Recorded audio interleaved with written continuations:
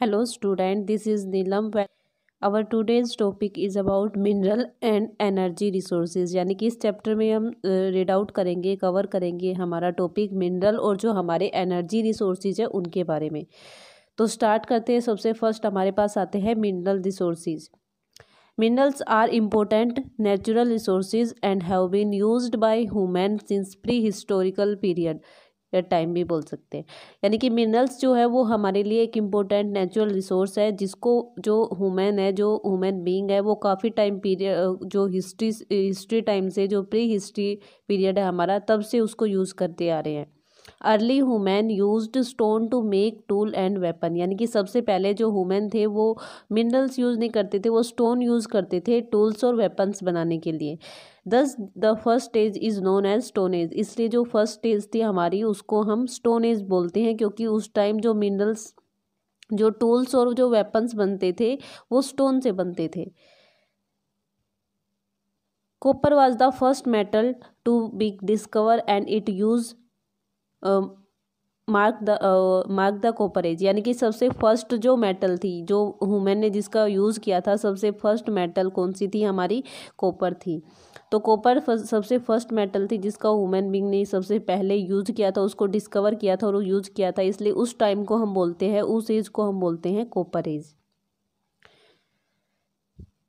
Then come the bronze age and later the iron. फिर उसके बाद ब्रोंज मेटल आई, आयरन आई और उसके अकॉर्डिंग उनकी एज भी डिवाइड होती चली गई।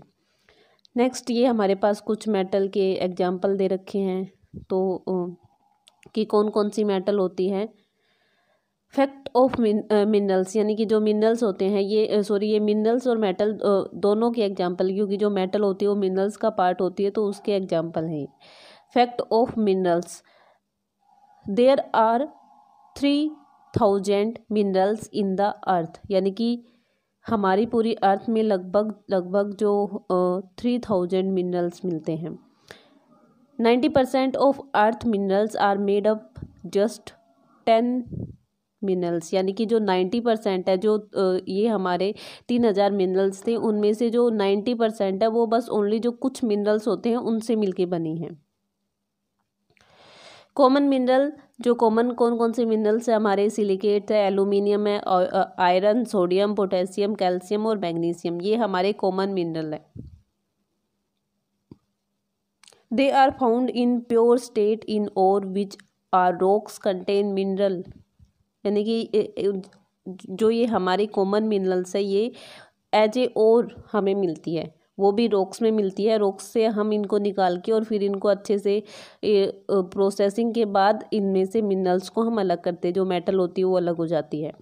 और are classified into low and high grade. यानी कि और को हम दो पार्ट में डिवाइड करते हैं, लो और हाई और।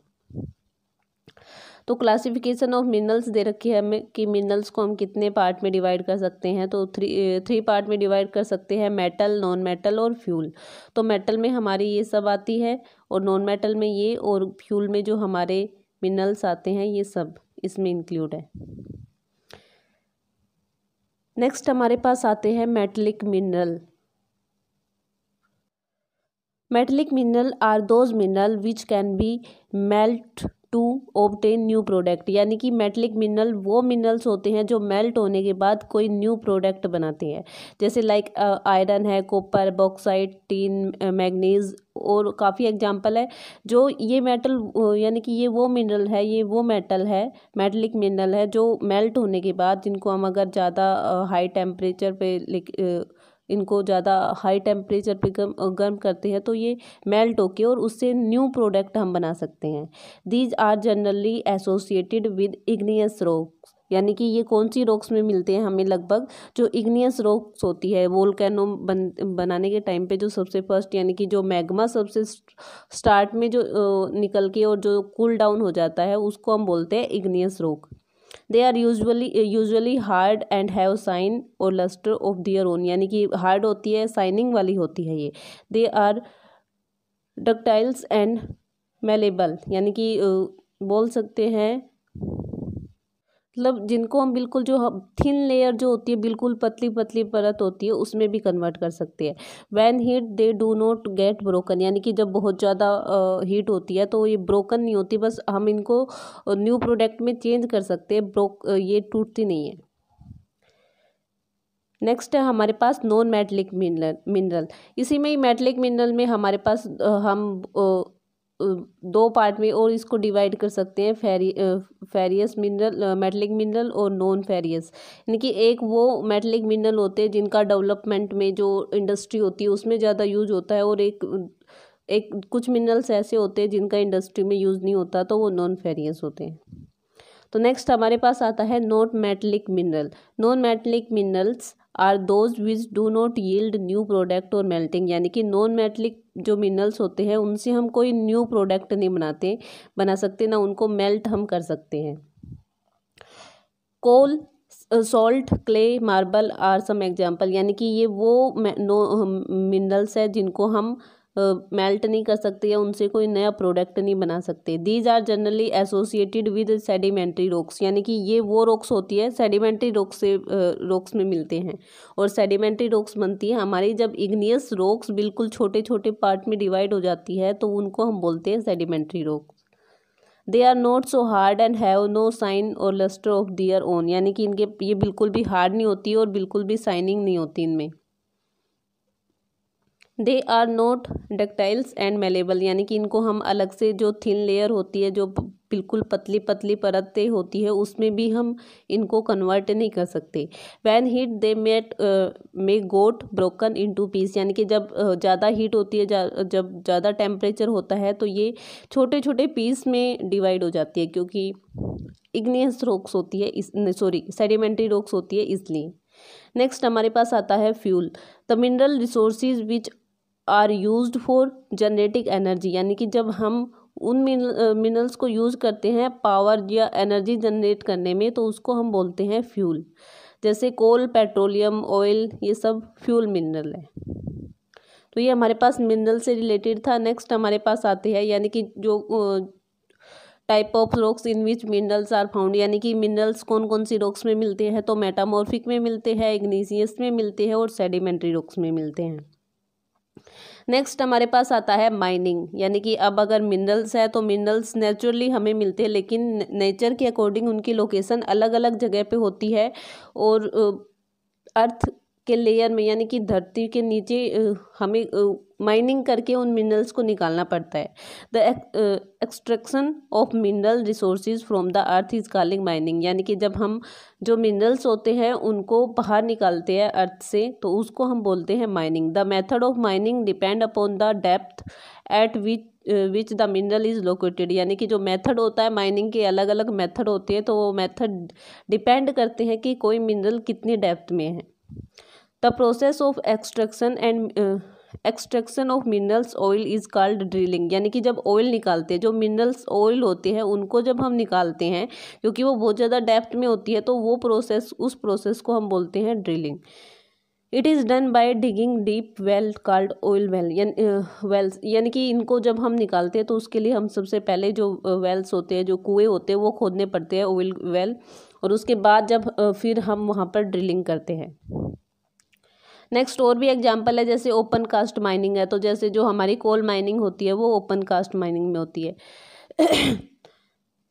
सॉफ्ट माइनिंग भी होती है, जैसे इसमें दिखा रखा है हमको कि सॉफ्ट माइनिंग कैसे होती है, बिल्कुल अंदर जाके ऐसे, तो उसको हम बोलते हैं सॉफ्ट माइनिंग।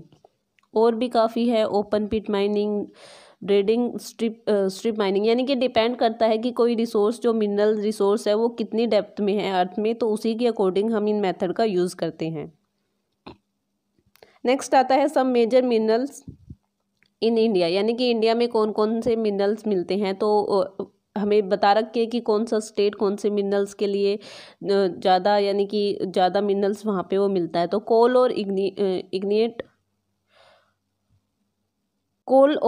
लिग्नाइट कहाँ पे मिलते हैं, वेस्ट बंगाल, झारखंड, उड़ीसा, MP और मध्य प्रदेश और आंध्र प्रदेश। यूरेनियम दे रखा है झारखंड, आंध्र प्रदेश, मेघालय, राजस्थान में।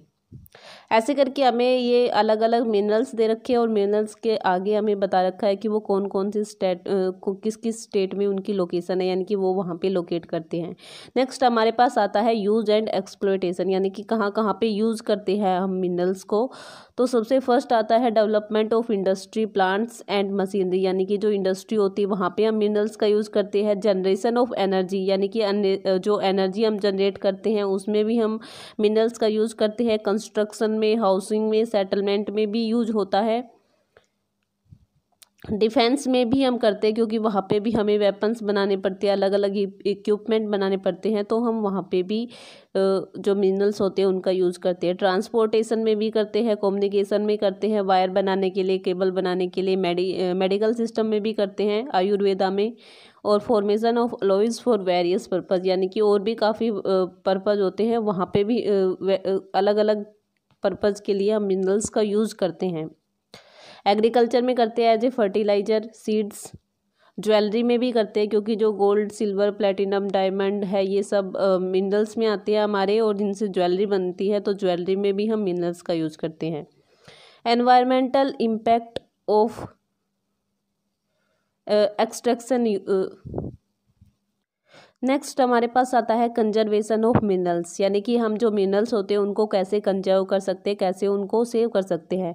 The increasing world population and the demand of more and more people to have higher standard of living have result in which in the increased use of mineral resource, यानी कि क्या होता है, जो हमारी वर्ल्ड की पॉपुलेशन बढ़ रही है और लोगों की डिमांड बढ़ रही है उनकी, तो उसकी वजह से क्या हो रहा है कि मिनरल्स का जो यूज है वो बहुत ज़्यादा बढ़ गया है। Minerals are non renewable once consumed, they are completely exhaust and can not be regenerate soon, यानी कि मिनरल्स जो होते हैं वो नॉन रिन्यूएबल में आइटम्स में आते हैं, जिनको अगर हम एक बार कंज्यूम कर लेंगे तो दोबारा से उनको रीजनरेट होने में बहुत ज़्यादा टाइम लगता है। The way in which mineral can be conserve, यानी कि हम उनको कैसे कंजर्व कर सकते हैं। रिसाइकलिंग से कर सकते हैं क्या, many metal like iron, gold, silver, aluminium, ये सब ऐसी मेटल है जिनको हम दोबारा से यूज कर सकते हैं, तो हमें उनको दोबारा रिसाइकलिंग करनी चाहिए। Avoid wastage, efficient method of mining and smelting can avoid wastage of minerals while using them, also we should take care not to waste, यानी कि जो मेथड होते हैं मिनरल माइनिंग में भी, मेन इसमें यही है कि अवॉइड नहीं, जो वेस्टेज करते हैं हम, हमें वेस्टेज को अवॉइड करना चाहिए। बस जो लिमिट होती है उस लिमिट तक ही यूज़ करना चाहिए, अगर हमें ज़रूरत है बस उतनी ही यूज़ करें, उससे ज़्यादा हमें उसका यूज़ नहीं करना चाहिए, एक्स्ट्रा नहीं रखना चाहिए कुछ भी।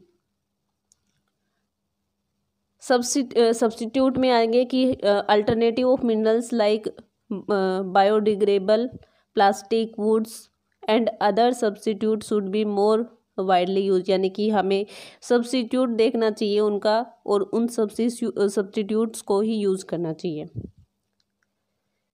नेक्स्ट हमारे पास आता है environmental impact of mineral extraction use, यानी कि अगर हम मिनरल्स का ज़्यादा यूज करते हैं या हम तो उसके ऊपर इन्वायरमेंट पे क्या इफ़ेक्ट पड़ेगा। तो इसमें यही बताना है कि जो मिनरल्स होते हैं वो अर्थ की क्रस्ट में होते हैं, इन द ओशियन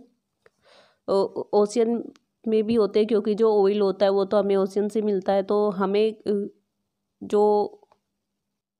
तो जब भी हम माइनिंग करते हैं तब जो मिनरल्स होते हैं उनको अर्थ लेयर से बाहर निकालते हैं, माइनिंग करते हैं, ड्रिलिंग करते हैं, तो उसकी वजह से हमारे इन्वायरमेंट पर इफ़ेक्ट पड़ता है, पोल्यूशन भी होता है। तो इसके लिए हमें अरेंजमेंट करना चाहिए पहले। तो यहाँ पे हमें एक केस स्टडी दे रखी है सरिस्का टाइगर रिजर्व जो है अरावली हिल्स, अरावली में। तो उसके बारे में हमें एक केस स्टडी दे रखी है कि वहाँ पे कैसे पहले माइनिंग होती थी, लेकिन बाद में फिर वहाँ की जो माइनिंग के इफ़ेक्ट को देख के, नेगेटिव इफ़ेक्ट को देखते हुए वहाँ की माइनिंग को बंद कर दिया था। तो जो सरिस्का टाइगर रिजर्व है ये राजस्थान में है, राजस्थान में हमारा, और जो अरावली हिल है वो गुजरात, राजस्थान, हरियाणा और दिल्ली को कवर करती है। तो उसकी वहाँ पे काफ़ी, यानी कि अरावली हिल है, माउंटेन है, हिल्स है, तो वहाँ पे मिनरल्स भी काफ़ी मिलते हैं। वाइल्ड लाइफ भी है, रिजर्वर भी है, रिजर्वर बना रखा है तो वहाँ पे वाइल्ड लाइफ भी काफ़ी है, तो उसकी वजह से वहाँ पे काफ़ी फ्लोरा और फना मिलते हैं। लेकिन वहाँ पे बहुत ज़्यादा माइनिंग चलती थी और उस माइनिंग की वजह से जो वहाँ के एनिमल्स थे उनके ऊपर नेगेटिव इफेक्ट पड़ रहा था। तो उसी की वजह से जो सुप्रीम कोर्ट है उसने दिसंबर 31 1991 में जजमेंट दिया कि वहाँ पे कोई भी जो सेंट्रल गवर्नमेंट और स्टेट गवर्नमेंट को ऑर्डर दिया कि वहाँ पे कोई भी माइनिंग वर्क नहीं होगा। तो वहाँ पे जो जितनी भी माइन थी जो अरावली हिल्स में वहाँ पर मिनरल्स को एक्सट्रैक्शन के लिए लगी हुई थी, उन सब